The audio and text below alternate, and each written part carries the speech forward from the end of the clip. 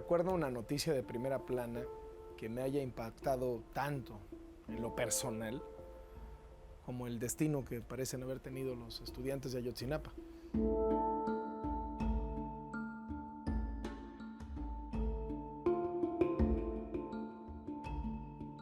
Students from Normal Rural Ayotzinapa School went to the city of Iguala in the state of Guerrero, in the south of the country, to take buses to use them in protests. But they were attacked by various security forces and authorities in collusion with organized crime. They disappeared and were never heard of again. The motive is not clear, but the idea has been established that one of the buses that were taken was linked to heroin trafficking.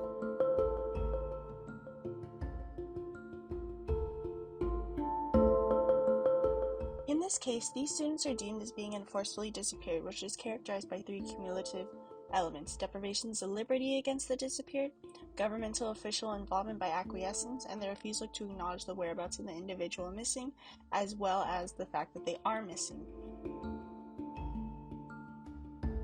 Enforced disappearances occur according to Amnesty when a state official or someone acting of the state official take persons from the street and deny that person is missing, with many cases involving disappearances of men and women who can be subjected to sexual torture.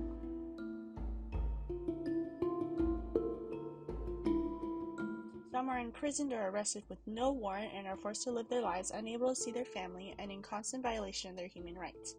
According to Amnesty, many common violated rights include right to a fair trial, right to not be subjected to torture or other degrading punishments, right to life, and many other more harrowing violations. Furthermore, families of those who have disappeared suffer at the hands of poverty, right to health, right to education, and right to protection to the family. In many cases, women have put their lives on the line in order to get justice for their disappearing family member. Esta vez no hablo como reportero. Soy un padre de familia. Tengo 3 hijos, Mikel, Katia, Iñaki. Y por eso me duele muchísimo lo de Ayotzinapa. ¿Qué clase de país es este? Guerrero, the state in which the 43 enforced disappearances took place, has had a long history of violence and misrule, per International Crisis Group, also known as ICG. Organized crime has spread geographically, and the state has become home to several drug traffickers. Guerrero's geography and high poverty rates created the perfect environment for both drug production and trafficking. Because of the prevalence in drug trafficking, competitors have created unsafe environments for residents, especially those perceived as supporting a competitor. In an effort to act against criminal gangs, Guerrero natives took initiative in fighting back. However, this has resulted in an increase in violent conflict within the state.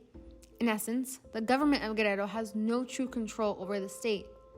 Various cartels hold power over specific areas, and residents are forced to live under their rule out of fear. The government officials, like police officers, have attempted to combat the violence that cartels bring. It has resulted in over 544 disappearances between 2014 to 2018 per ICG. The control that drug cartels hold over Guerrero has created a 96% impunity rate for murder per ICG, meaning that cartels are exempted from criminal prosecution. The protesting that the 43 disappeared were on their way to attend was most likely an effort to protest against impunity on drug cartels.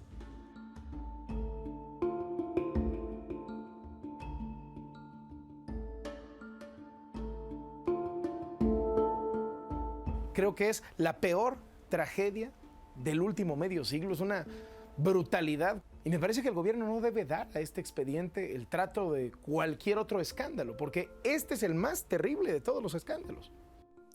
The response of President Enrique Peña Nieto's government during this crisis was a report that initially claimed that the students were handed over to a drug gang, who then murdered, incinerated, and dumped their remains in a local stream. Investigators of this case were also pressured by the government to rush and close it as soon as possible. The government also refused to allow anyone to question soldiers from a local army barracks where many people suspected the students were being held.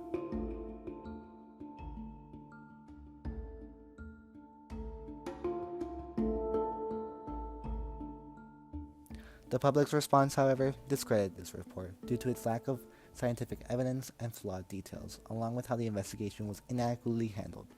Parents believed that the government wanted to close this case as soon as possible, which further created distrust in the government due to its lack of transparency and accountability. Families of the victims, along with human rights organizations and local civilians, took to the streets of Mexico City to protest against human rights violations.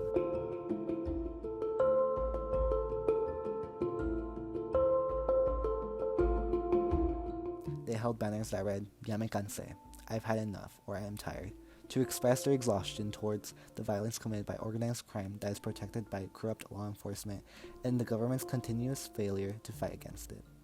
They would chant, "It was the state," to send a message to authorities who have not yet accepted the actual truth that these enforced disappearances have been exposed. Son en estos momentos en los que se exige a los líderes que lo sean y estén al lado de sus pueblos, de los suyos. As of today, 3 of the 43 disappeared have been identified while using forensic science to determine the identities of 3 missing students using the DNA found within bone fragments. Alexander Morat, at the age of 19 of the disappearance, was the first one to be identified using forensic science with the pieces of charred bone fragments found within a rubbish bag in a stream. Giovanni Garella de la Cruz, at the age of 19, was identified in 2019 using the remains of a vertebrae found within a ravine. And lastly, Christian Alfonso Rodriguez, at the age of 19, was identified in 2021 using the human remains found within the same ravine as de la Cruz.